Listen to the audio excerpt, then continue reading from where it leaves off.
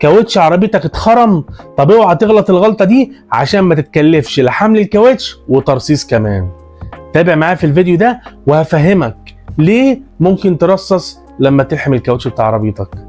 الموضوع في منتهى البساطة، ان كاوتش العربية بيكون مترصص على عدلة معينة اللي هو راكب بيها في الجنط، فلما هيفك بتاع الكاوتش الخارجي من الجنط عشان يلحمه ويجي يرجعه تاني مش هيرجع بنفس العدلة، الا لو هو علم بماركر او بتباشيرة او اي علامة عنده. بتاع الكاوتش بيكون عنده اي حاجة ممكن يعلم لك بيها على فردة الكاوتش بالجنط عشان لما يجي يرجعه تاني بعد ما يلحمه للجنط يرجعه على نفس العدلة وما يحتاجش يعيد ترصيص، لانه لو خلف العدلة بتاعته هيحتاج يعيد له ترصيص من اول وجديد، عشان ساعتها الترصيص هيكون خلف ومش هيكون له اي لازمه.